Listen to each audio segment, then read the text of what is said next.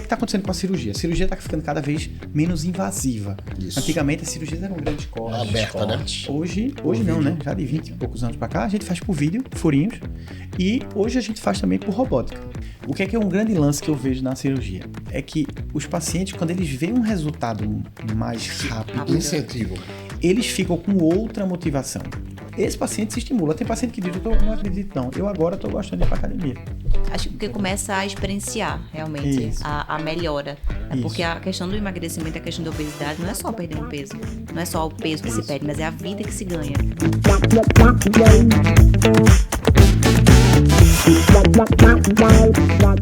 Terceiro episódio do Pod PH, hoje com o Dr. José Câmara, chefe da cirurgia bariátrica do Hospital Santa Joana e mais o que também, chefe da Sociedade Pernambucana de Cirurgia Bariátrica ou de Obesidade? Isso. Existe a Sociedade Brasileira de Cirurgia Bariátrica e Metabólica, que é nacional. E alguns estados têm o que a gente chama de os capítulos, regionais. Entendi. Então, aqui em Pernambuco, atualmente, eu sou o presidente. Ótimo, parabéns. Vamos embora. Quem indica, Zé? A gente vai indicar para quem é a cirurgia bariátrica? Quais são os parâmetros que você vê quando esse paciente chega no teu consultório? A gente classicamente usa o parâmetro do IMC, o Índice de Massa Corporal, que é basicamente o peso dividido pela altura ao quadrado. É um parâmetro que a gente sabe que ele está, na verdade, ultrapassado, e eu vou explicar o porquê, mas se usa no mundo inteiro o IMC como um parâmetro. Ele é fácil de calcular, eu só preciso de uma balança e de um estadiômetro onde eu vou ver a altura. Pronto. Com isso aqui, por esse dado, se o paciente tiver essa conta, peso pela altura ao quadrado, se isso for maior que 30, o paciente é obeso. Ponto. E o IMC não fala pra gente composição corporal, ele não diz, né, o que é gordura, o que é músculo nesse peso. Ele não fala pra gente como é a distribuição da gordura, que também varia muito entre as pessoas, de homem para mulher, por exemplo, isso pode variar muito. Mas assim, a gente classicamente usa o parâmetro do IMC, porque é o que se usa no mundo todo, e o IMC que eu falo aqui, uma pessoa em qualquer lugar do mundo vai entender. Vai saber. Mas assim, o ideal, antes da gente já indicar uma cirurgia, é sempre o paciente passar pela equipe multidisciplinar. Ou seja, os profissionais que estão acompanhando, que poderão acompanhar o paciente nessa tentativa de tratar a obesidade. Eu não falei curar, eu falei tratar. Exatamente. A obesidade é considerada uma doença crônica. Eu sempre digo para os meus pacientes, você que tem uma tendência à obesidade, doutor, eu vou cuidar até quando? Você vai cuidar o resto da vida. Isso. Entendeu? Até inclusive na cirurgia bariátrica também, se a pessoa não cuida, existe, vai até discutir sobre isso depois, existe uma taxa de recidiva muito grande, eu não sei, mas existe frequentemente, não sei que porcentagem, você pode me clarear melhor com relação a isso. O paciente faz cirurgia, dependendo da cirurgia, né? Existem vários tipos de cirurgias que tem recidiva. O paciente fez a cirurgia, perdeu 30 quilos e teve um reganho 5, 10 anos. Isso acontece com frequência ou não? Isso pode acontecer. Isso aí depende muito, assim, depende da cirurgia que foi feita, quem fez isso aí, porque a gente acaba colocando cirurgia no mesmo balaio, mas a gente sabe que varia. A própria, um exemplo de cirurgia, o bypass gástrico, que é uma cirurgia bem conhecida. Uma outra cirurgia, o bridge-leave. Às vezes isso modifica de cirurgião para cirurgião. Depende muito também da adesão do paciente, se ele está fazendo a parte dele, isso é fundamental. Entendi. E tem coisas que eu digo muito aos pacientes também, que é o seguinte, tem coisa que não depende nem da cirurgia nem do paciente, que é a resposta dele a alguns fenômenos que vão acontecer internamente, metabolicamente, do ponto de vista hormonal. Então, esse fator, ele não depende da gente. Aí alguém faz, como assim? Eu digo, se nós 4 aqui tivermos com dor de cabeça e tomarmos o mesmo remédio, cada um pode ter um efeito diferente. Pode ser que alguém até nem tenha efeito. Exatamente. Então, eu acho que isso é importante a gente lembrar. Então, só respondendo, Paulinho, a sua pergunta, se eu for olhar só o parâmetro do IMC, quando o paciente tem uma obesidade do grau 3, ou seja, um IMC acima de 40, ele é um paciente que é considerado já com obesidade mais avançada. Então, ele seria um paciente candidato à cirurgia. Se ele tiver um IMC acima de 35 até 40, isso aí é obesidade grau 2. Se ele tiver alguma doença que está associada com a obesidade é uma porta de entrada para várias outras doenças. Pressão alta, diabetes, colesterol, gordura no fígado, refluxo, dores articulares. Se a gente for ficar aqui, a gente vai falar um bocado. Na lista. Essas doenças, se tiver uma dessas doenças associada à obesidade no grau 2, ela também indica. Isso ocorreu, essa modificação faz pouco tempo, né? Porque na época que eu estudei, realmente eu me formei em 2009. A gente considerava pacientes com obesidade mórbida, índice acima de 50, mais comorbidade que era indicado a cirurgia bariátrica. Estou dizendo assim, pelo operador de saúde. Eu cheguei lá no operador de saúde, porque eu acho que eu chegar no meu operador de saúde, eu estou com um MC de 40 e quero fazer uma cirurgia bariátrica, eu acho que não é liberado, não é? Veja, uma das coisas que se recomenda, além de olhar o IMC, é que o paciente tenha tentado um tratamento clínico antes. Exatamente. Então, assim, um paciente tem uma obesidade mais leve, vamos chamar assim, o ideal é que ele tente fazer um tratamento não cirúrgico. Não é todo mundo que tem que ir direto para a cirurgia. Mas, em sendo obesidade mais avançada e em se conhecendo o que habitualmente acontece de resultado de tratamentos outros, então muitas vezes se indica a cirurgia. Então, o ideal é que cada caso seja avaliado individualmente. A obesidades mais avançadas, a gente sim pode indicar a cirurgia, mas lembrando, sempre o ideal é que ele tente um tratamento clínico antes.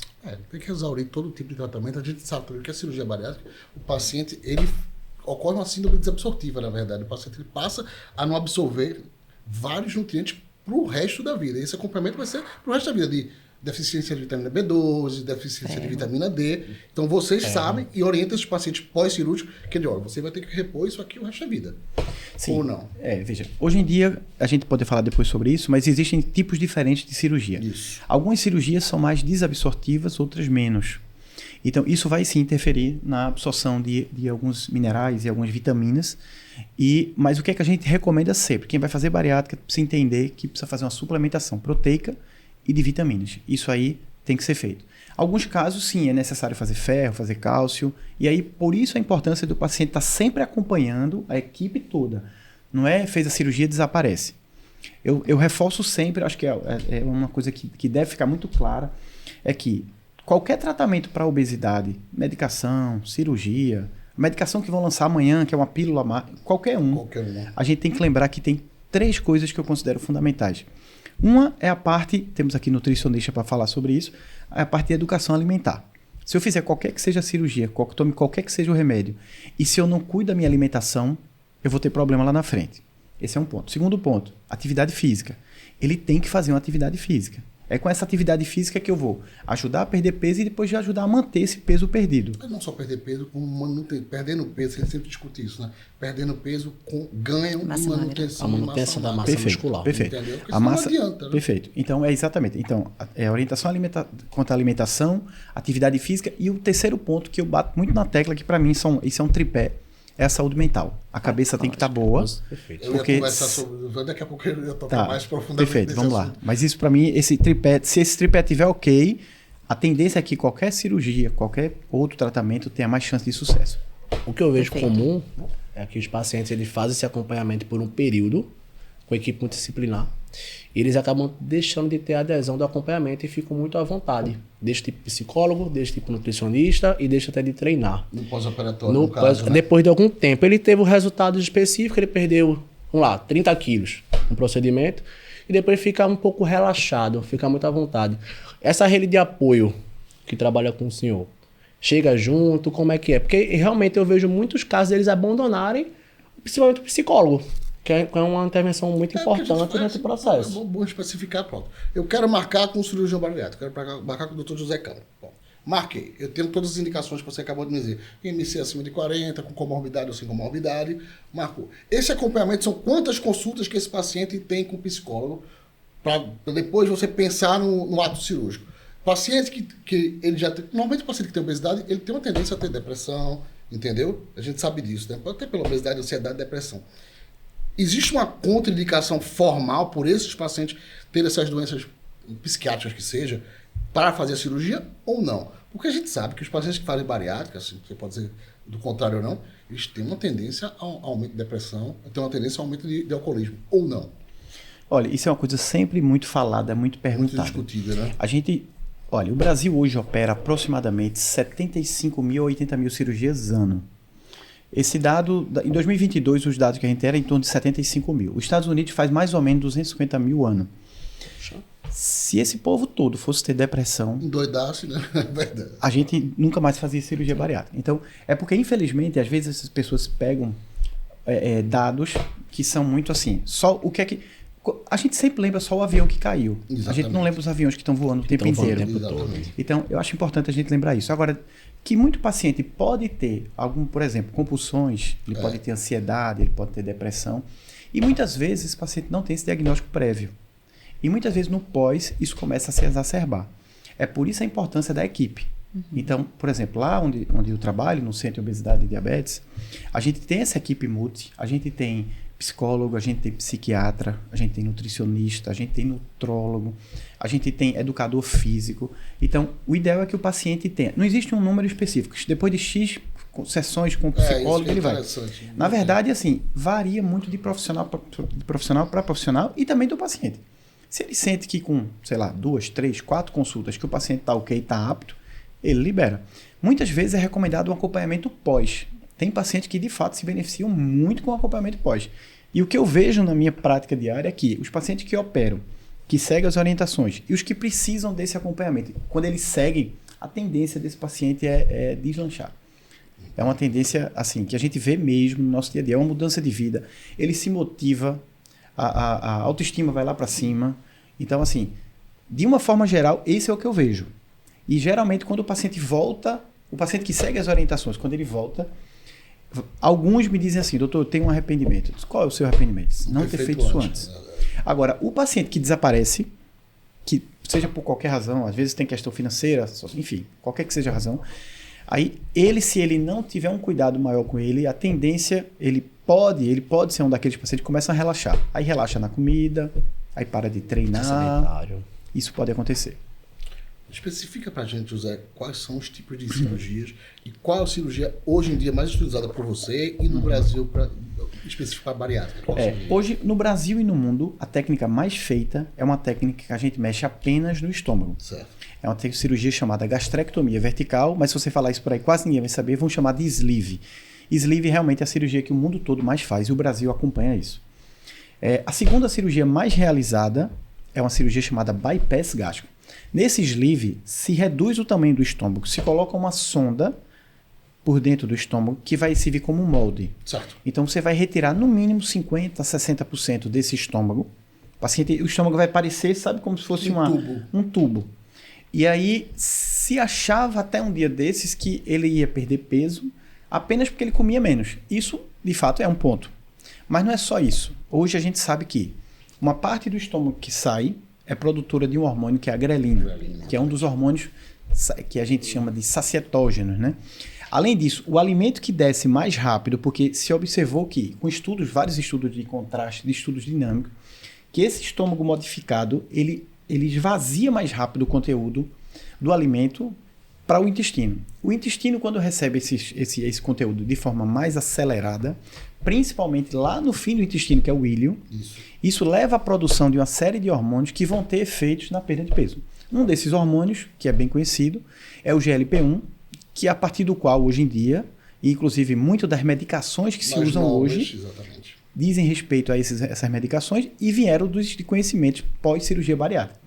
Então, esse análogo de GLP-1, que hoje em dia a gente tem Saxenda, Ozempic, o Wegovy. Isso, todos esses. E os outros que estão surgindo, que também tem GLP-1, que são agonistas duplo, triplo, etc. No caso de hepatida. Isso, eles vieram desses estudos. Então, o fato é que o alimento chegando lá mais rápido, no intestino final, vai produzir esses hormônios. Na verdade, a gente está falando quando a gente fala da medicação, a gente está falando de um hormônio. Isso. E lá vão ser vários hormônios atuando. Então, isso vai fazer o quê? O paciente vai diminuir, vai aumentar a saciedade, vai diminuir a fome, ele vai ter uma sensação de estar empachado, isso vai agir no pâncreas, vai agir no rim, enfim, vai ter uma série de outros órgãos que esses hormônios vão agir e aí sim tem um efeito. Na minha experiência clínica, Zé, na minha experiência clínica, eu comecei a usar a tizepatida a partir de janeiro. Eu comecei a trazer ela. O resultado está muito bom da perda de peso. Mas muito, muito bom mesmo. O paciente perde média. É difícil falar ou quantificar isso.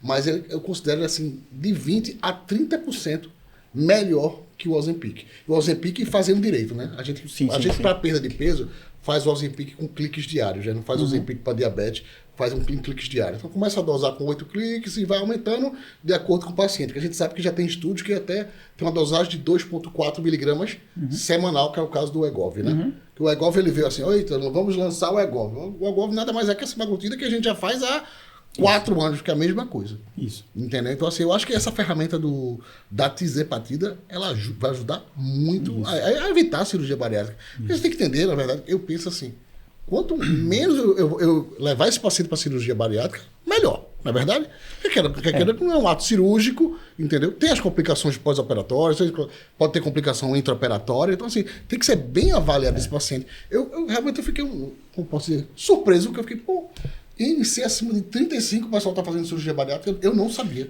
Vamos lá. Isso é um tema interessante, que é o seguinte. Primeiro, falando da cirurgia, aí a gente vai entrar na medicação. IMC entre 30 e 35, que é obesidade grau 1. Por exemplo, um paciente diabético, se ele tiver entre 30 e 70 anos, se ele tiver obesidade grau 1, se ele for um diabético que não tem controle da sua glicemia com tudo que for medicação, esse paciente também é indicado hoje em dia para cirurgia metabólica. A gente pode falar sobre isso. Ótimo, entendi. Aí você vai dizer, o que é metabólica e bariátrica? O ato cirúrgico em si é a mesma coisa. Só que a gente está vendo mais o efeito metabólico dela. Entendi. Isso que eu acabei de dizer. O alimento que chega mais rápido lá no final do intestino, não é apenas uma redução no estômago não é e só. pronto. Foi a cirurgia que, desculpa interromper, foi a cirurgia que o Romário fez, não foi? O jogador de futebol? Ele fez um outro desvio intestinal. É uma outra cirurgia que até, digamos assim, mais, entre aspas, mais potente, vamos chamar assim. Mas a intenção é essa. A intenção foi essa. Então, vamos lá, esclarecendo. Mas cirurgia bariátrica e metabólica é a mesma coisa, tá? Hoje, a tendência mais moderna é a gente parar de falar o nome bariátrica. O nome bariátrica vem de baros. Baros tem a ver com peso, com carga. Então, se falava assim, perder peso. Hoje, a gente sabe que o efeito metabólico é o que é importante e o que é que mantém essa perda de peso sustentada. O que é que eu penso, sabe, Paulinho? Eu acredito que o tratamento tem que ser muito individualizado. Isso é um fato. E eu acredito no tratamento que a gente chama de multimodal. Eu acho que, honestamente, eu não acho que vai ter uma medicação que vai resolver a obesidade. Eu acho que muitas vezes a gente vai falar sobre isso. A cirurgia sozinha pode não resolver a obesidade crônica, como você falou, e é recidivante.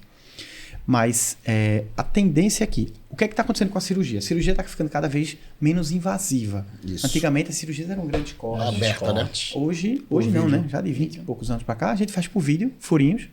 E hoje a gente faz também por robótica. Também são furinhos. Hoje em dia o paciente alta é com 24 horas. A grande maioria. Tem pacientes que chegam a ter... Não é a rotina, tá? Mas tem paciente que a gente opera de manhã e consegue dar alta à noite. Mas a rotina são 24 horas. Lógico que se o paciente tiver enjoado, tiver com algum desconforto, ele pode ficar aí mais 1, 2 dias. Mas assim, a cirurgia evoluiu pra caramba. O que é que eu acho dessas medicações? Sou totalmente a favor. Eu prescrevo medicação pra caramba também, quando eu acho indicado, tanto no pré como no pós. Hoje eu prescrevi no pré-operatório pro paciente no consultório, para perder peso, para me ajudar para cirurgia. Exatamente. Acontece muito isso, né? O paciente chega no teu consultório com 180 quilos. Fala, amigo, vamos lá. Vamos emagrecer pelo menos uns 20 quilos aqui. Você usa um Ozempic, um Saxenda, um Egov ou uma Tizepatida e depois você vem para mim pro lado cirúrgico. Isso. A recomendação é perder de 5 a 10% do peso antes da cirurgia. Tem muito assunto para a gente falar, viu? A gente pode falar sobre isso é ótimo. Mas assim, sobre por exemplo, você falou da Tizepatida. O que é que eu acho? O que é que a gente vê? Os trabalhos mostram perda de peso, joia. Tem a Retatutrida, que é outro que está lançando. Está lançando ainda. Triplo agonista. São números parecidos com o da bariátrica. Ok. É claro que vou defender meu peixe, né? Claro, com certeza. Só que é o seguinte, a gente tem que ver alguns fatores aí. Custo. A Tizepatida que você está prescrevendo... 9 mil mensal. Pronto. A gente está falando aí... Calma, mas mudou. Eu estava discutindo isso com ela antes. Entendeu? A Tizepatida é o seguinte, diferente do Ozempic, que é uma canetinha que você vai clicando e dosando, você comprava ela americana, eram 4 canetas. Cada tiro, e acabou, essas 4 canetas, era 9 mil. Hoje ela já está fracionada, entendeu? Certo. Então você compra a Tizepatida de 15 miligramas por 9 mil e você inicia uma dose de 5 miligramas semanal. Então essas 15 miligramas equivalem a 3 mil de tratamento. Então deixou de ser 9 para ser 3 mil mensal. Certo. Então melhorou. Melhorou. Continua muito caro, na verdade, mas melhorou. Mas vamos lá, esse é um ponto que eu acho que a gente tem que falar, falando de Brasil, né? Não, Brasil, há 2 anos atrás, 1 em cada 4 brasileiros tinha plano de saúde. Por questão de financeira mesmo. Sim. Então, se a gente falar numa medicação que custa 1.000, vamos por 1.000 do Ozempic, 1.200, já é um valor razoável. Mas eu acho que, vamos dizer que a gente consiga baixar o preço. Sei lá, vender o genérico, o que for, baixou. Eu acho que não consegue, você vê que a tendência é exatamente aumentar. Porque você está começando a criar medicações. Demanda, oferta. A gente não está resolvendo a questão da obesidade no país. Inclusive, muito pelo contrário, né? Você até vou falar sobre você falou sobre isso, que o índice de obesidade em 2030 vai, sei lá, não sei quantos por cento da população brasileira. Isso. Entendeu? Aí então, veja, a gente está falando do valor. Segunda coisa, Eu comentei agora há pouco que quando o alimento chega mais rápido lá no intestino distal, a gente tem a liberação de vários hormônios. Isso. GLP-1, enfim. A gente tem que entender que é uma coisa mais fisiológica, vamos chamar assim. Quando eu administro uma medicação... Sim, entendi. Uma medicação que é sintética, que vai agir enquanto eu estiver injetando. Eu parei de injetar, parei o efeito. A função. E um terceiro ponto que eu acho que é importante a gente lembrar é que a gente não tem estudo de longo prazo dessas medicações. Isso é verdade. Então, assim, já existem nada comprovado, nada contra. Repito, eu sou a favor de medicação, sou do mesmo time da medicação, desde que a gente trabalha em conjunto, um ajudando o outro. Mas tem relatos de neuropatia, tem relatos de problemas oftalmológicos, tem relatos de câncer de tireoide, de câncer de pâncreas. Isso. Mas assim, não estou aqui afirmando que a pessoa não deve usar medicação, não é isso. Todo caso tem que ser avaliado pelo seu especialista profissional que vai indicar ou não a medicação, enfim. Até porque também existe a complicação daquele paciente se ele continua obeso. Sim. Esse mês agora de agosto passado, saiu na Lancet exatamente um fluxograma falando um pouco sobre isso. Para todos os casos, modificação do estilo de vida. Isso é o básico. Se não modificar, esqueça. Inclusive eu digo para meus pacientes, tá? Eu quero fazer cirurgia. Mas eu não vou deixar de fazer isso, fazer aquilo, fazer aquilo. Quando você vê que é uma coisa exagerada, eu prefiro dizer, então não é seu momento. Pense mais um pouquinho. Se ele vai para outro profissional, eu não sei. Você lava suas mãos. Ele. Então, é isso aí. Vai se avaliar, tem indicação de cirurgia, tem indicação de medicação. Se uma dessas duas não deu certo, uma pode recorrer à outra e deve recorrer à outra. Por isso que eu digo, o tratamento é muito modal. A gente tem que trabalhar em conjunto. Tem um fator emocional, tem um fator de compulsão que tem que ser trabalhado. Então, eu acho é o que eu digo, é complexo. Não é porque eu sou cirurgião que eu acho que tudo vai resolver com cirurgia, de forma alguma. E tem, infelizmente, assim, também existe uma cultura cirúrgica que não resolveu com essa cirurgia, converte e faz outra. Não resolveu? Não é assim. Não é assim que funciona. Entendi. É complicado, na verdade. Não é isso que eu queria especificar. Queria que tu me explicasse exatamente em números que vocês, obviamente, têm. O quanto desses pacientes que fazem cirurgia, por exemplo, o quanto se espera em porcentagem que ele perca, em média, fiz a cirurgia, fiz o sleeve, eu perco em média 20% a 25% do meu peso inicial. Eu queria saber disso. Tá certo? E quanto desses pacientes tem recidiva? Certo. Vocês têm esses números? Tem. Veja bem. Volta um pouquinho só para aquele comentário que você fez antes. Vários trabalhos mostram que aproximadamente 50% dos pacientes, depois da cirurgia, um ano depois, eles não voltam mais para consulta. Tem trabalho que fala mais, tem trabalho que fala menos. Então, já é difícil, qualquer número que eu lhe disser assim, bater martelo, não dá, porque muitos pacientes perdem segmento. A gente sabe que, do ponto de vista de cirurgia, o número que a gente tem hoje é que só, acredite se quiser, por mais que eu tenha falado de número de cirurgia aqui, só 1 a 2% dos pacientes que poderiam ser operados é que são operados. A gente tem esse dado de literatura. Medicação, o dado que a gente tem de literatura é que só 1,3% dos pacientes que iriam se beneficiar com medicação usam medicação. Onde é que eu quero dizer? Onde é que eu quero chegar? A maioria dos pacientes que iriam se beneficiar não chegam para a gente, por diversos motivos.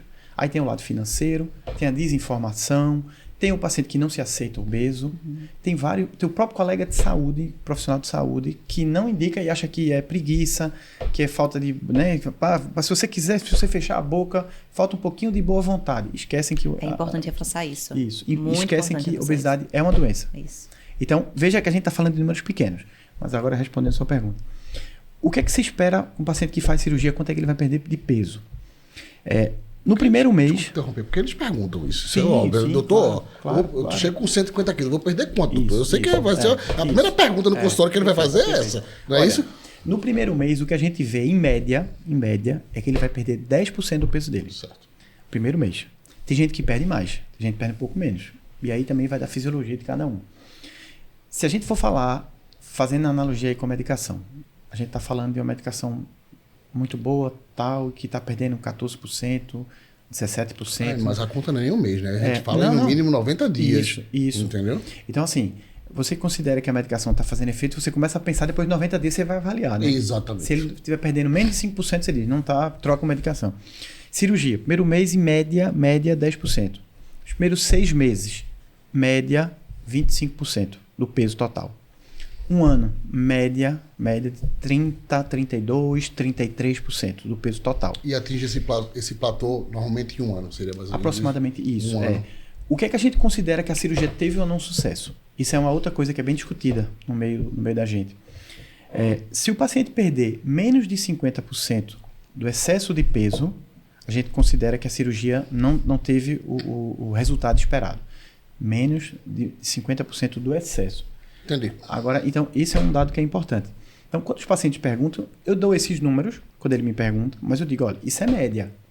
Então, a gente tem que individualizar. O paciente quando ele é super obeso, o que é super obeso? IMC acima de 50. É muito difícil eu dizer que ele vai chegar no IMC de 25. Ele pode chegar, claro que pode, mas assim, como eu sempre falo, qualquer doença que eu vou intervir numa fase muito avançada, eu nunca posso esperar o mesmo resultado de uma pessoa que tem um IMC de 35, por exemplo. Sim, claro.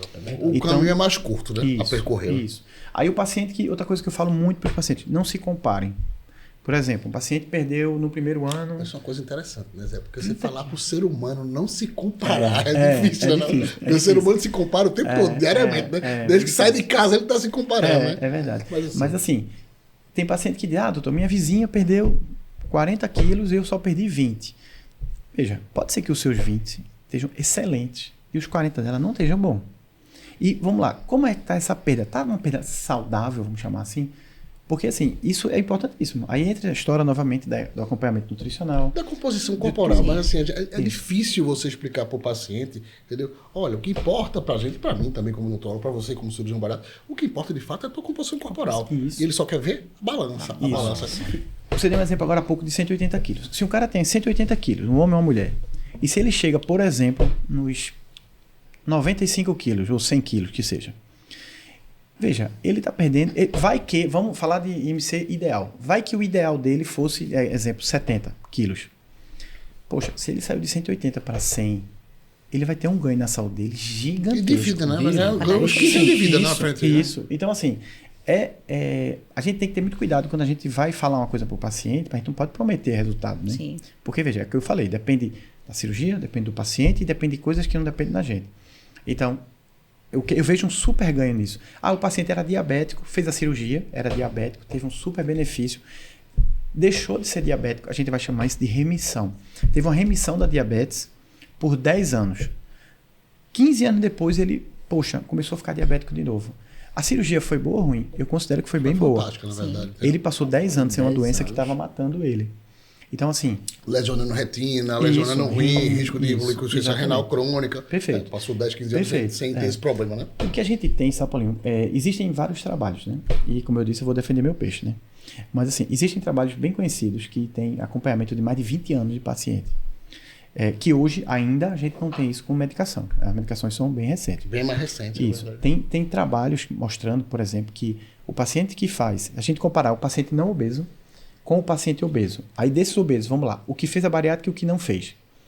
Desses aí, o obeso que não fez nenhuma intervenção, esse morre menos, morre mais precocemente, essa é a palavra, ele vive menos tempo do que os outros. O obeso que foi operado, ele vai viver mais tempo do que o não operado. Mas o obeso operado, ele possivelmente vai viver menos tempo, estou falando média, tá? Geral. Certo. Do que o que não era obeso. Porque o obeso, ele era obeso e ele tinha doenças associadas. Isso é o que os trabalhos mostram. Tem trabalhos que falam, por exemplo, que de cada 100 pessoas, seja obeso ou não obeso, se a chance de chegar aos 80 anos, aos 70 anos é 80%. Certo. Se esse paciente for obeso do grau 2, esse 80% cai para 60%. Se ele for grau 3, cai para 50%. Então, assim, é uma doença que ela traz muito problema com ela. Isso a gente não falou nada ainda do ponto de vista emocional, né? Sim. Ansiedade, autoestima baixa, etc. Perda de qualidade de vida. Isso. Um paciente que é obeso não consegue se locomover direito, entendeu? Coloca uma roupa, não se sente bem, entendeu? Principalmente em mulheres, já que é tão cobrada na sociedade, essa questão do corpo, da beleza, de estar bem. Então, se deve ter uma associação, obviamente, em mulheres obesas e um alto índice de depressão e ansiedade. Também tem. Você sabe que a população operada, normalmente, a média que a gente vê, 70% e 80% são mulheres. Mas eu vejo porque a mulher normalmente se cuida mais. Né? O homem que tem sua barriguinha lá, ele acha que isso ali deixa ele lá quieto. É bonito também a barriguinha de cerveja, eu vou ficar Não com existe ela, aquela questão cultural que o homem sem barriga é um homem sem história, né? Exatamente, é verdade. É complicado mesmo. É a questão cultural. Cultural, eu acho que é cultural e é isso aí, do autocuidado. Eu acho que a mulher se cuida mais. Sim. Se cuida de uma mais. forma geral, né? Com certeza, eu falo no meu consultório. Meu consultório Já chegou a ser mais, mas hoje 80% das minhas pacientes são mulheres. É isso mesmo. Na menopausa, são 80% mulheres. Entendeu? Eu queria citar um ponto importante, na verdade, que a obesidade, ela está muito atrelada ao nível social desse paciente também. Porque eu atendo paciente no SUS, entendeu? E assim, eu trato obesidade no meu consultório particular e trato obesidade no SUS. A diferença é gritante dos pacientes. Eu não pego no meu consultório particular um paciente com 160, 170 quilos. Eu não pego. Mas no SUS eu pego muito. 170, 180, 200. E confesso a ti, esse paciente chega para mim com 200 quilos, com a história de obesidade desde que nasceu. Cara, tem o que fazer, amigo? Ó, vai lá no HC, entendeu? Dou um encaminhamento e procura para tratar. Isso. Outro assim, no SUS aqui em Pernambuco, aqui em Recife, a gente tem um HC e tem mais qual? A gente tem o Hospital das Clínicas, o HC, Isso. da UFPE. A gente tem o IMIP.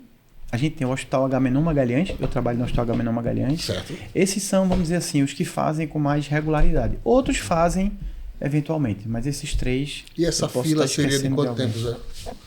Mais de 2 anos. Mais 2 anos para começar. Mais Você dá a 2 anos. entrada, mais ou menos 2 anos para começar. É, mais ou menos isso. E nesse tempo de espera, começa já um processo de preparação ou não? Esses dois anos aguardando é para ter uma primeira consulta e, a partir disso, começar uma preparação para ter a cirurgia? Veja, porque ele pode entrar tanto pela via do endócrino, ou às vezes ele vai até direto pelo cirurgião bariátrico. Mas normalmente ele vai, habitualmente no SUS, ele vai pelo endócrino, e aí ele vai dar seu direcionamento, vai tentar medicação, etc., vai passar para o nutricionista, mas esse passo a passo é lento. Então, acaba que... E esse paciente do SUS, o que acontece? Eu acho que tem muito a ver com isso. Ele não tem um recurso, então ele não come bem, normalmente, ele não tem acesso a medicações mais, digamos assim, Mas é o que eu modernas. digo, José, é o seguinte, a gente fala assim, você chegar para um paciente do SUS que ganha um salário mínimo, olha, você tem que fazer uma dieta baseada em proteína. Como, amigo? Proteína é caro. Entendeu? Ou ele vai comer ovo todo dia, ou ele não vai comprar carne. Carne agora que está mais cara ainda. Entendeu? Então a dieta deles é baseada em carboidrato. Entendeu? É o fubá que eles comem, aí compra macaxeira, compra o inhame. Entendeu? E inhame é até mais caro. A dieta deles é baseada em carboidrato. Essa pessoa, esse paciente aí, normalmente ele está, muitas vezes ele tem que estar trabalhando para se sustentar e sustentar a família. Então ele acaba que, pelo que a gente vê constantemente, ele cara que sai 4, 5 da manhã e volta de noite, então não tem tempo, não encontra um tempo para malhar. Você chegar, vamos fazer atividade física, vai como, doutor? Eu passo 3 horas no ônibus, doutor. Eu acordo 4 horas, eu moro em São Lourenço da Mata, vou trabalho no Recife, eu passo 2 horas para chegar e chegar às 9 da noite. Você tá pedindo que eu vá treinar? Eu não vou treinar, entendeu? A gente sempre tem que botar a vida real, assim, a gente, dentro da tua realidade, o que a gente pode fazer? E aí se avalia, por isso que o tratamento, eu repito, tem que ser individualizado. Sim. Não adianta a gente falar aqui todo mundo bonitinho que tem que malhar tantas horas por semana, não sei o quê. Comer isso, ou você tem que comer salada, colocar não adianta não. proteína. O cara não vai sai fazer. e volta para a vida real, não é assim. Exatamente. Né? Fora as medicações, o acesso às medicações são caras, a gente falou agora.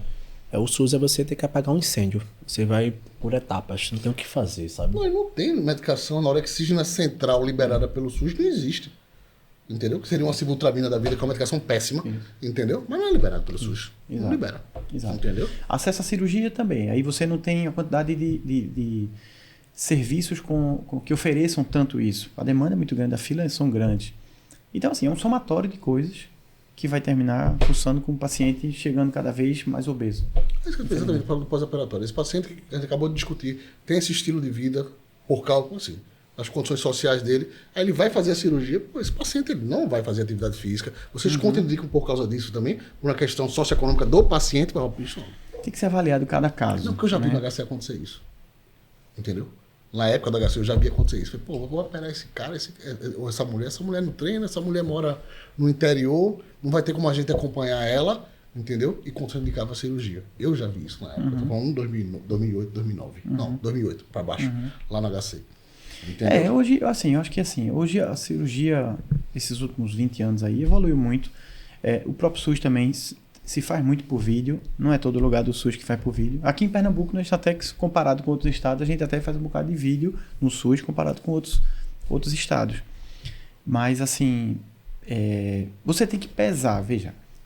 Quando você diz assim, por exemplo, o paciente às vezes ele não vai ter condição de comprar uma vitamina boa. Exatamente. Isso é um outro problema. Sim. Mas vamos pensar numa outra coisa. O paciente às vezes pergunta, doutor, eu vou fazer essa cirurgia, eu vou ter que tomar remédio pro resto da vida? Aí eu digo, olha, tem paciente que chega para mim tomando 2, 3, 4 medicações para pressão, 2, 3 para glicose, rosuvastatina, simvastatina, o que for, o refluxo que está tomando medicação, é dor não sei aonde, é tomando remédio. E às vezes eu tenho uma chance de trocar esse conjunto de remédios aí por uma vitamina. Eu não estou dizendo que eu vou dar remédio, eu estou dizendo que vou dar vitamina. Mas eu volto a dizer, a gente não vai prometer isso pro cara 100%. Mas a, gente, a chance é muito grande.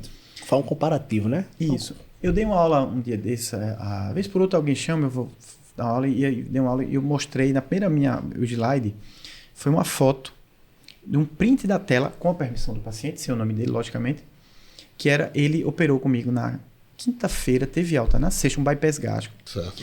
E esse camarada, ele tinha hipertensão, usava 3 medicações, usava 2 medicações para glicemia e simvastatina. Na segunda-feira, ele mandou uma foto do glicosímetro dele, com a glicemia de 98. E disse, doutor, eu não me lembro quando foi que minha glicose deu menos que 100 e eu não estou tomando medicação. A cirurgia ela tem esse efeito metabólico que é impressionante. Isso é descrito já desde 95, tem trabalho mostrando isso. Muita coisa lá atrás se descobriu meio que por acaso. Muita coisa. Mas aí vai se estudando, vai se investindo e vai indo atrás. Aproveitando, aquilo que você falou da cirurgia.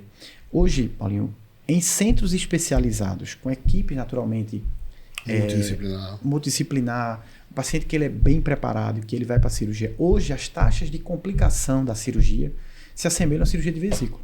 Sério? É. Agora, lógico, é como eu digo, o paciente tem que ser bem preparado.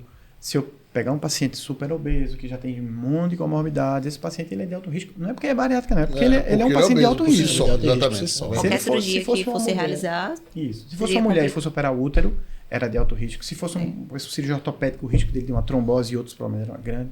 Então, de fato, evoluiu muito.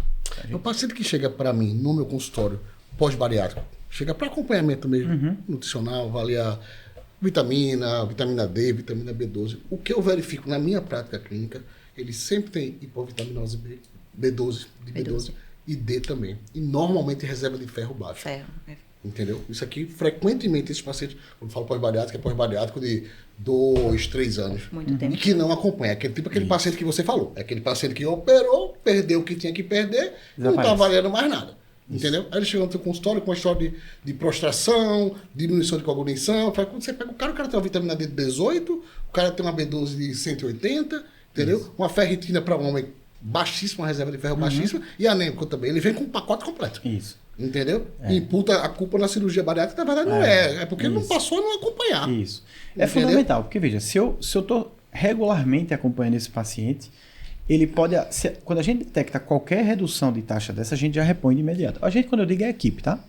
Então, o nutricionista repõe muitas vezes, o endócrino, o nutrólogo, enfim. Mas, fisiologicamente falando, do ponto de vista anatômico... Então, deixa eu repetir minha frase. Anatomicamente falando, você tem motivos para ter má absorção de ferro. Né? Principalmente se o alimento não passar mais por aquela região lá do duodeno e jejum proximal. Mas... O grande lance é manter o acompanhamento. Tá? Sempre sob vigilância. No primeiro mês, como é nosso primeiro ano, a cada 3 meses, em média, o paciente volta pra gente. Isso. E aí a gente vai, lógico, eu estou falando para o cirurgião, mas aí o Nutri está vendo também, o endócrino está vendo, enfim. Mas a cada 3 meses, em média, eu peço o laboratório, no primeiro ano. Endoscopia, 1 a 2 vezes no primeiro ano, eu peço com 3 meses e com 1 ano. Certo. Ultrassom, em média, com 6 meses. Logicamente que se nesse meio do caminho ele tiver alguma coisa que me chama a atenção e eu preciso antecipar um exame desse, eu antecipo. A partir do primeiro ano, nesse primeiro ano que é quando estabiliza, é quando você vai ver as principais perdas, as principais recarências e etc. Depois disso, a tendência dele é estabilizar. Mas o cuidado tem que ser contínuo, pro resto da vida. Eu me lembro de um HC, o paciente sai da cirurgia bariátrica e faz a pressão de centro. Tome centro pro resto da vida. Tinha isso sim. Tinha ainda por aí fora ainda. Mas tinha isso sim. Eu não olho com essa cara nunca eu vi. Não, tome centro. Não faça mais não. Só tome centro pro resto da vida. Eu escutei isso ontem no paciente, que o cirurgião dele é uma pessoa que até já aposentou, um muito bom cirurgião, mas aposentou. E ele dizia isso. O paciente me disse isso. Meu médico disse que meu antigo cirurgião tem que tomar centro pro resto da vida. O centro tinha muita propaganda em cima do centro, né? Propagandas em emissoras famosas faziam muita propaganda. Então pegou mesmo, principalmente lá atrás. Hoje você tem uma grande variabilidade de medicações, de vitaminas, e que muitas com quantidade de vitamina muito maior e melhor. Mas os antigos só faziam centro. Só fazia centro, eu me lembro. Aí uns mais moderninhos na época botavam materno. Aí, mas pronto, não passava disso. Eu me lembro disso. Mas hoje a gente tem um arsenal muito maior.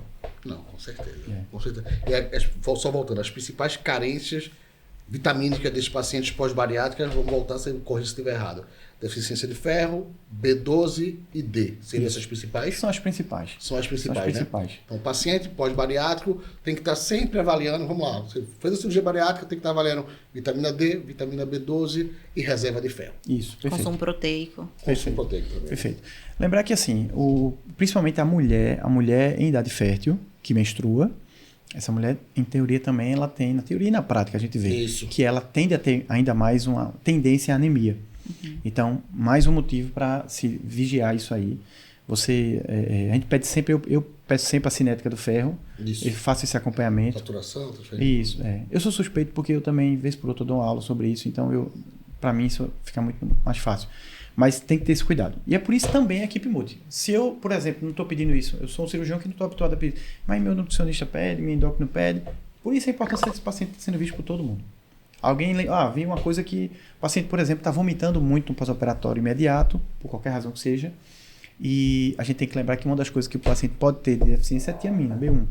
Então, assim, cada paciente você tem que avaliar como um todo. Isso. Acho que o grande lance é, primeiro, procurar sempre quem está habituado a procurar os centros de excelência, os lugares que você sinta Que segurança. são certificados. Você estava falando no início que tem uma certificação lá do Santa Joana. Qual é a certificação Isso, que tem lá? existe no Brasil, existe a nossa sociedade, né, que é a Sociedade Brasileira de Cirurgia Bariátrica e Metabólica, ela tem um vínculo com uma empresa americana chamada World Medical Accreditation, WMA. Isso. E ela faz, não é obrigatório, mas os hospitais, os centros que trabalham com obesidade, eles, se quiserem, eles podem se candidatar a essa certificação.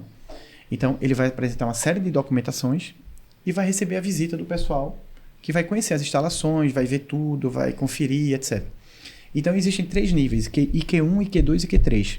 O IQ3 é o de excelência. Isso. Então, lá ele vai avaliar a equipe, saber se, por exemplo, se tem gente que fica de sobreaviso, se as instalações são adequadas para o obeso, se as macas são adequadas, ele vai olhar tudo. Toda a parte, tudo que está por trás. Não é só o consultório, não é só o médico que está atendendo a equipe, mas ele vai olhar tudo isso aí. Lá no Santa Joana a gente tem essa do IQ3. Aqui em Pernambuco seria só o Hospital Santa Joana que teria isso? Atualmente, sim. Na verdade, nós fomos recertificados. Já tínhamos e Entendi. mês passado recebemos a visita e fomos recertificados. Vamos começar uma coisa que a gente não conversou, um ponto é o seguinte, desse pós-operatório imediato desse paciente. Quanto desse paciente evolui? Obviamente ele vai iniciar com uma dieta pastosa, como é que ele faz essa evolução de dieta? Óbvio que é com acompanhamento com nutricionista, mas eu queria que você me explicasse como. Olha, eu operei e fico com uma dieta pastosa uma semana, ou é bem mais rápido isso? Veja só, normalmente isso a gente deixa sempre a critério em comum acordo, né, com nutrição. Mas como funciona? Primeiro é uma dieta líquida, bem líquida, que a gente chama de fase 1. Isso. São caldos, são sucos coados, a própria água, naturalmente. Isso vai depender, mas assim, na média, os nutricionistas deixam em torno de 10 dias, alguns 12, alguns 8, mas eu diria que entre 10 e 12 dias. Depois isso evolui para uma dieta líquida fase 2, que ela começa a ficar mais cremosa. Entendi. Depois, pelo mesmo período. Depois isso evolui para uma pastosa, depois para uma branda, tudo mais ou menos nesse período aí. E aí, finalmente, depois de 40, 45 dias, uma dieta normal. Normal após 40, 45 dias. Isso. Né? Agora, por que isso? Porque é uma adaptação, né? Ele vai se adaptar a essa condição nova. A gente tem que esperar a cicatrização dos órgãos lá por dentro. E a cicatrização em si seria um tempo até menor. Mas ficou-se com essa coisa da adaptação, com essas alterações hormonais que o paciente vai ter de estar mais saciado mais rápido. Os pacientes, por exemplo, na dieta líquida inicial, você pensa, como é que o cara vai aguentar? O cara é acostumado a comer não sei o quê, não sei quanta quantidade. De 4 litros. Isso. Agora ele tem muito menos fome do que, por exemplo, comparado com a dieta que a gente faz antes da cirurgia. A gente costuma recomendar de 5 a 7 dias antes uma dieta líquida. Para que isso? Porque a perda de peso pré ajuda muito na cirurgia. A perda de peso, a gente já sabe que você perder a partir de 3% de peso perdido, você já começa a melhorar a glicemia, você começa a melhorar o colesterol. A partir de 5 a 10%, você consegue... Até a mortalidade cardiovascular, alguns trabalhos já falam que melhora. Mas você reduz, por exemplo, a esteatose já tende a diminuir, a esteatose hepática. Então, o fígado já diminui um pouco de tamanho. A esteatose é a gordura no fígado. A gordura no fígado, isso. Ela já começa a diminuir. É claro que essa diminuição não é mágica, né? Mas começa a diminuir. Isso na hora da cirurgia ajuda a gente. Porque o fígado, ele quando está muito gorduroso, ele além de ocupar um espaço muito grande, atrapalhando, ele fica mais fácil até de sangrar. Entendi. Quando o paciente perde peso, a glicemia tende a melhorar. Então, quando a glicemia melhora, o que é que eu vejo no pós? Ele cicatriza melhor, ele tem menor risco de infecção, a pressão arterial melhora, ele perder peso antes, o risco de uma trombose Diminui. nas pernas, por exemplo, ela reduz. Ou seja, são vários benefícios. É todo mundo que consegue? Não. Não é todo mundo consegue. Mas quando ele perde, a gente na hora, o paciente perdeu peso. A gente consegue perceber E o isso. paciente que você fala, voltando assim, para fechar esse ponto.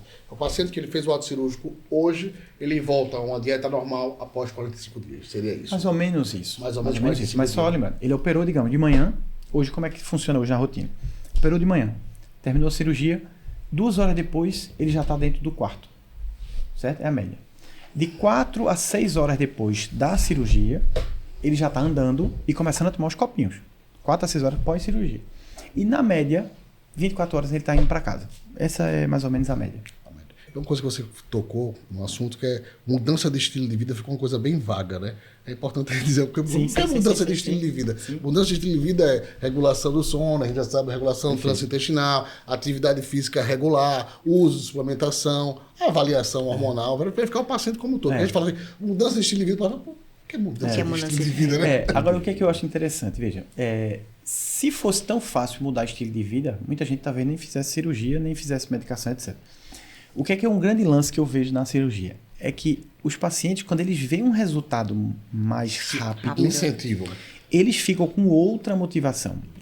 Porque, assim, é uma coisa... Por exemplo, eu já vi alguns pacientes que dizem, doutor, eu quero continuar tomando minha cervejinha, ou seja lá o que for. Esse paciente, muitas vezes, no pós, ele mesmo diz, poxa, eu tô me sentindo tão melhor, as roupas voltaram a caber, eu já estou me sentindo assim, outra mais disposição, dormindo melhor. Aí muitos dizem, não, pensando bem, eu vou dar uma aliviada naquilo que eu tinha dito antes, que não está valendo a pena. Olha o esforço que eu fiz, o sacrifício. Então, eu vejo como também uma grande virada de chave nesse sentido. Então, esse paciente se estimula. Tem paciente que diz, eu não acredito não, eu agora estou gostando de ir para academia. Os que não gostam, eu digo, então vá na força do ódio, mas vá. Vá, depois vira um hábito, mas vá. Acho que começa a experienciar realmente a melhora. Porque a questão do emagrecimento, a questão da obesidade, não é só perder um peso. Não é só o peso que se perde, mas é a vida que se ganha. Sim, a autonomia, a disposição, a funcionalidade. Autoestima, vai lá pra cima. Você conseguir sentar, levantar, né? Sem ver a sua vida passar ali. Você conseguir baixar, amarrar um sapato. Eu já recebi, né? Bem lembrado. Brincar com seu filho. Isso. Eu já recebi alguns vídeos interessantes. Uns dizem isso. Só o fato de eu agora consigo amarrar meu sapato sozinho. Já vi outro relato. A gente acha que é uma besteira. Mas já vi outro relato. Uma paciente que disse assim pra mim. Essa paciente tá sempre conosco. Ela dizia assim, doutor, eu ia para um avião, eu tinha que pedir um extensor de cinto. Meu Deus. Então, assim, ela dizia, a vergonha que ela me tem, constrangia, né? ela dizia, de uma forma que ninguém tem noção.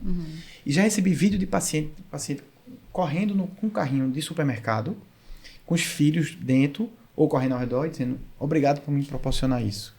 São coisas assim, sentar e brincar com o filho, com um cachorrinho, etc. Muito, isso acaba sendo muito gratificante, na verdade. É porque pra gente que não tem obesidade, é difícil a gente imaginar isso, né? A pessoa não conseguir amarrar um sapato. Entendeu? Ou ter que consultório, porque você chega no avião, exatamente. Você chega no avião, você vai lá e senta. Sim. A mulher deve ter antes de entrar no avião, ela já vai pensar, eu vou pensando. voar, eu vou ter que entrar no avião, eu vou ter que existe também pedir um extensor de cinto. Imagina a cabeça dessa mulher para viajar, né? Isso ela me falava assim, com a lágrima caindo. Isso mexe muito, né? Muitos traumas. Eu sei de pessoas que mudaram de colégio por causa de bullying. Enfim, a gente escuta de tudo. Tem paciente que chega, chora para depois que a gente começar a conversar. Eu já vi paciente que... Acontece também, viu? A maioria dos pacientes são mulheres, mas tem homem também. Pacientes que mulheres vão para o consultório e o marido, alguém da família, é contra. Ela insiste. Eu sempre peço para ir um familiar, eu acho importante. Ele de apoio. Mas assim, seja quem for, mas alguém. Às vezes não quer levar um familiar, mas quer levar um grande amigo, um amigo, enfim. Mas já vi algumas vezes. Aí começa a ir para consulta, aí vai se preparando para cirurgia, aí opera.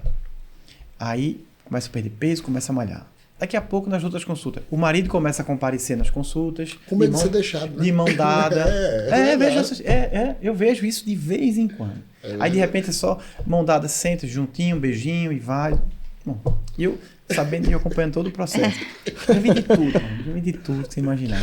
Comentários, assim, bem pejorativos mesmo, por conta da obesidade do companheiro ou da companheira, e depois que opera, muda tudo. Alguns chegam a se divorciar, enfim, mas... É porque o mundo abre, né? A mulher faz, ninguém tá olhando pra mim, eu emagreci 30 quilos, agora começaram a olhar pra mim, aquele encosto que ela tinha do lado, rapaz, eu não quero mais isso não, eu vou trocar. Isso acontece muito. Acontece muito. Muda a autoestima, né? Exatamente. É importante bater sobre a questão da qualidade de vida que se ganha, né? E também tem um paciente obeso, assim, a gente conhece essas pessoas. Aqui, assim, eu tô gordinho aqui, não faço questão, não. Isso não é verdade. Ninguém vai estar satisfeito porque está com obesidade.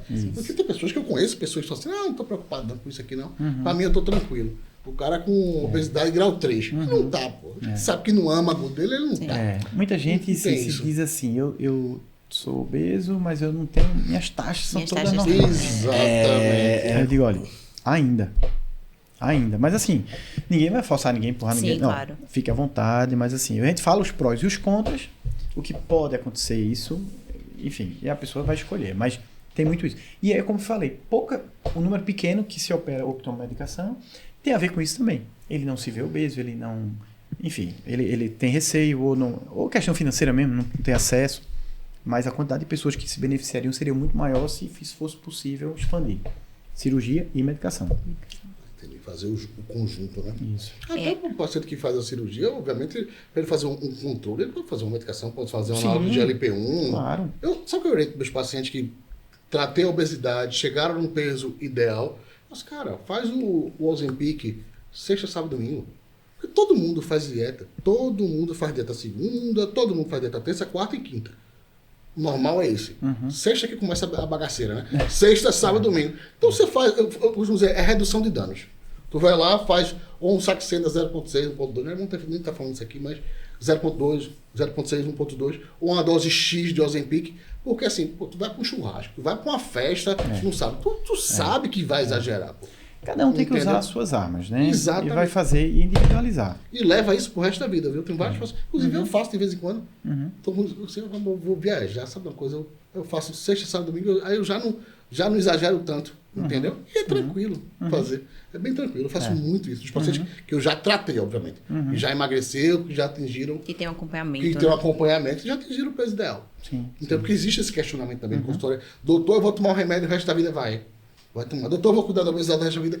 Vai cuidar da obesidade o resto da vida. Bem, paciência. Eu comparo muito assim, Paulo. Eu digo, por exemplo, se você tem uma pneumonia, você tomou um antibiótico, você curou. Você não vive com pneumonia. Isso. Mas a obesidade, hoje, um paciente chegou, doutor, eu cheguei a perder 25 quilos. E agora está lá novamente. Está com obesidade grau 2, hipertenso, aquilo lá. Digo, se houvesse cura, você quando perdeu os 25 estava curado. E estava resolvido. Não curou. Mas esse cuidado é pro resto da vida. Então eu bato muito nessa tecla. Operou, mas não está resolvido não. Essa é uma etapa do processo. Vamos ter que manter o acompanhamento. E os que acompanham, os que mantêm, normalmente tem muito bons resultados e ficam muito satisfeitos. Mas é para sempre. Tem que ser esse cuidado para sempre.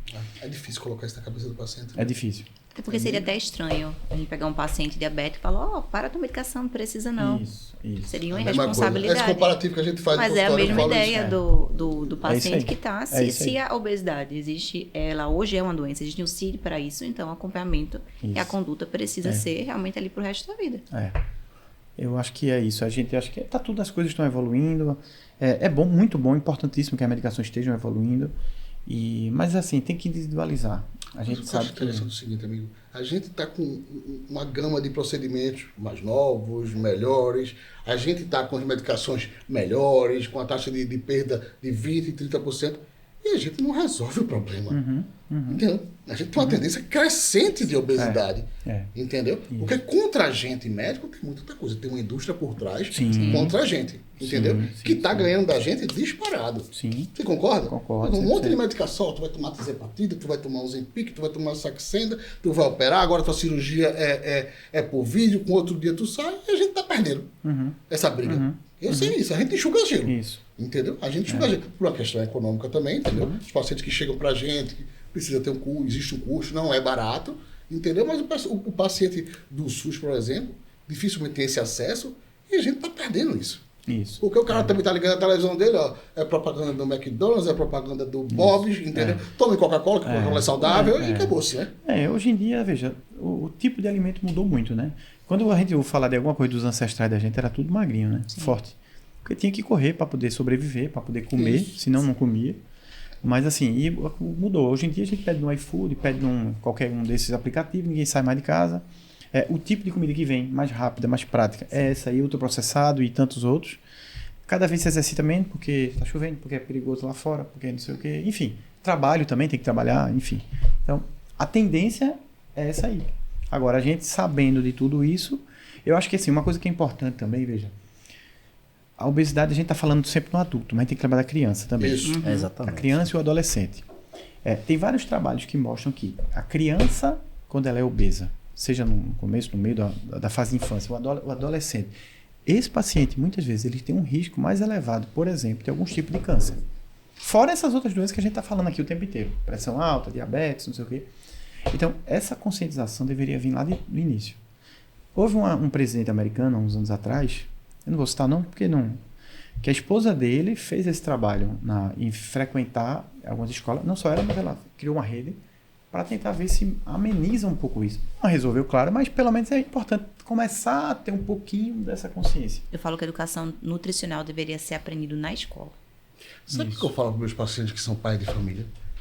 Que chega lá com obesidade. Eu falo, tu tem filho? Filho. Eu falo, eu tenho filho, tu tá passando isso para ele. Uhum. Pode ter certeza. Tu é obeso, tua mulher é obesa, ele vai ser obeso também e a culpa é tua. Eu falo isso direto. Direto. Você vai num restaurante, vai numa lanchonete que for, geralmente é isso. Você tá lá, o A pai, família a mãe, obesa, a família, todo mundo vai junto. Isso. É porque a gente vai analisar os nossos genes, né? Porque, se você for pensar, por que a gente engorda?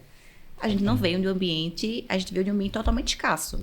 Então a gente vivendo ali no mato, sentir fome, ou com uma sinalização de fome. Então, através dessa fome, eu vou lá caçar, gastar energia, vou caçar meu alimento, vou matar a minha presa. Vou fugir para não morrer ainda. Isso, e vou comer. Isso. E não vou comer daqui a 3 horas de novo, não. Vou esperar uma próxima sinalização de fome. Você comeu o suficiente para você sobreviver. Sim. Né? Ninguém ficava comendo, tá parado aqui vendo a televisão e comendo. Não, Só que qual é a grande questão? Os nossos genes tá lá atrás ainda. Não mudou o gene, não. O gene é o mesmo. Mesma coisa. Só que no ambiente totalmente agora fartura. E além de fartura, o alimento por si só totalmente A ingestão modificado. de caloria é muito alta. E o sedentarismo que tá batendo na a porta. conta é assim, entra a caloria e não sai. Não sai. Entra Eu e não falo sai. para todo mundo, é matemática pura, viu, gente? Porque doutor, olha, eu tô tratando com o senhor, tô tomando remédio, tô emagrecendo. Eu falei, a matemática não tá certa. Isso. Entendeu? E aí, não tem a pra onde coisa correr. sai desequilibrando toda. E ainda mais, essa matemática vai fechar nunca se você realmente achar que o alimento vai compensar, o exercício vai compensar a alimentação errada. Nunca. Digamos que a pessoa treina por dia entre 1 hora, 1h30. É uma parte do teu dia. E o resto do dia? As outras 24 horas. Tu dorme ali entre 7 a 8 e o resto. Isso que você está falando de uma exceção, um outro caso perdido que quem consegue malhar 1 hora por dia. Quem consegue treinar 1 hora por dia, quem não consegue. O gasto energético é muito baixo do exercício físico.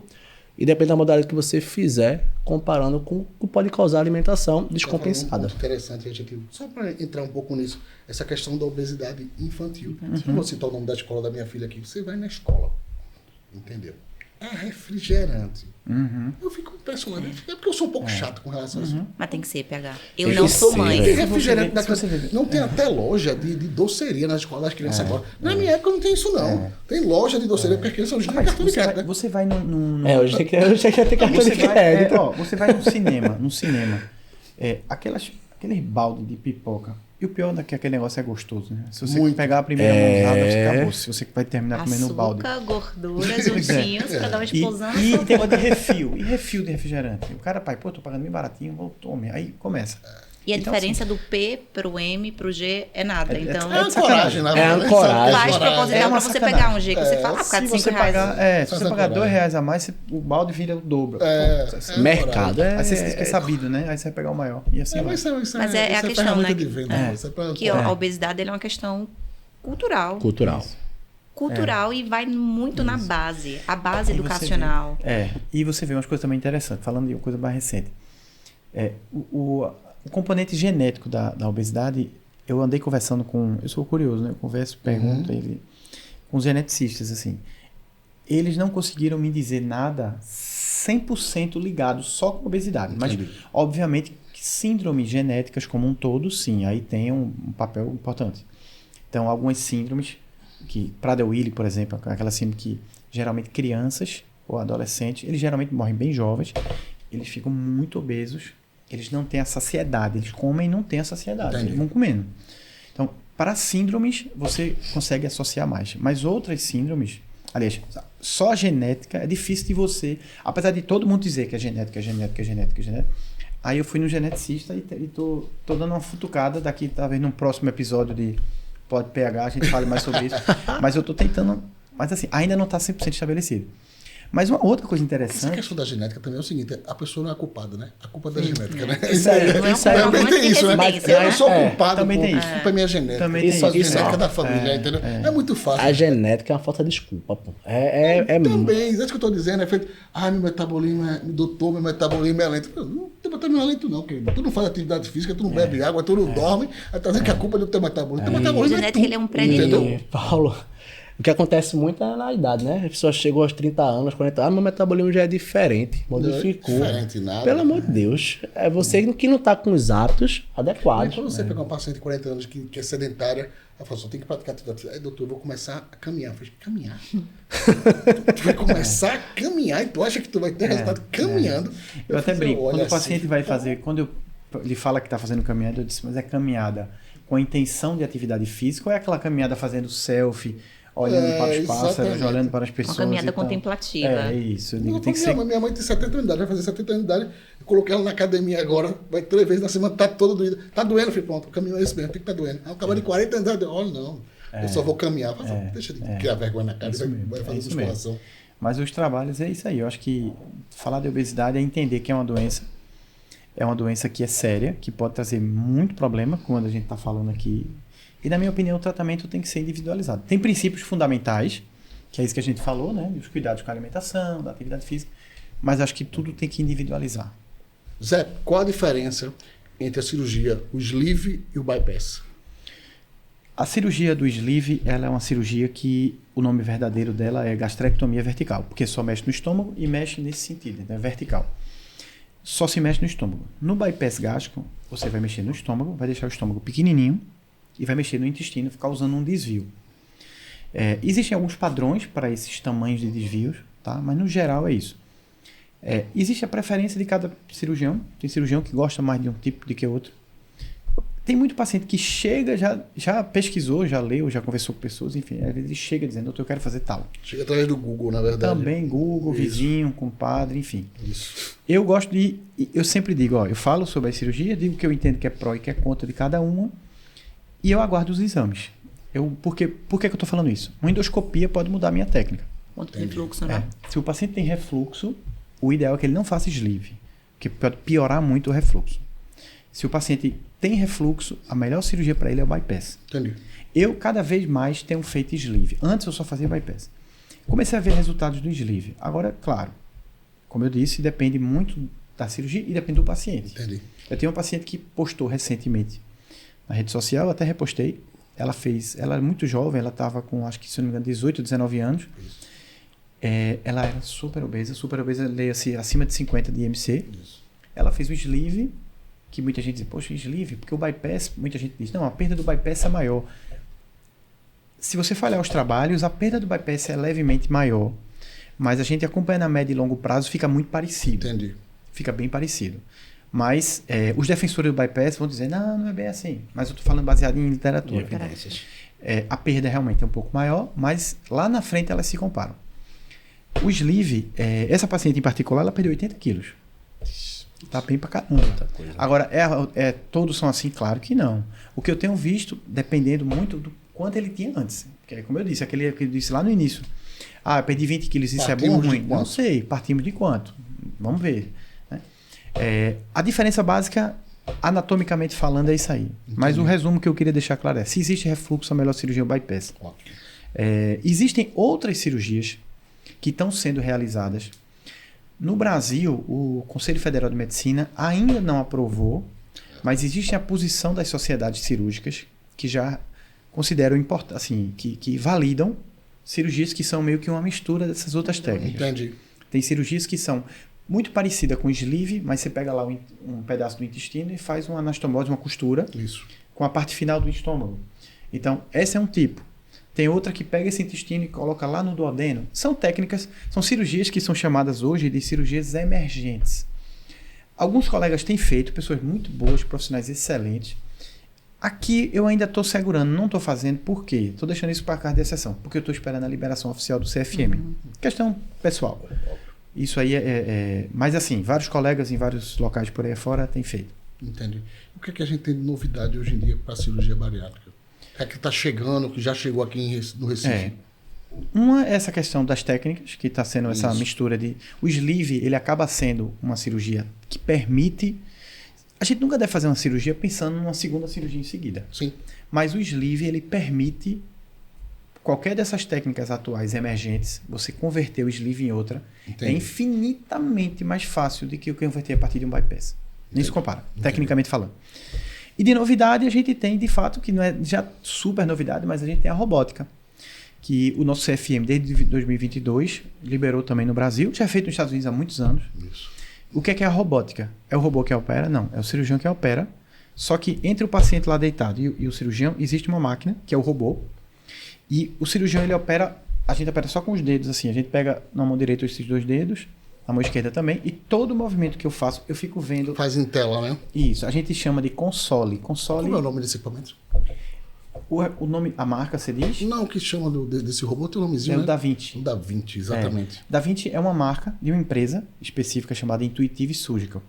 Para você fazer, você tem que fazer todo um passo a passo e tem que ser certificado para fazer. E a gente faz lá no Santa Joana. Existe um lugar que a gente olha, que é o console. A imagem fica super ampliada e a gente tem uma visão 3D. E todo movimento que eu faço com meus dedos, essa máquina, ela faz lá dentro do abdômen. Então acaba que o movimento é mais preciso e eu vejo melhor as estruturas lá dentro. Eu vejo tudo aumentado em 3D. Cara, muito mais. Assim, o pessoal da urologia começou até antes, na verdade. Isso, bem antes. Né? Na urologia, o que é que acontece? As cirurgias de próstata, né?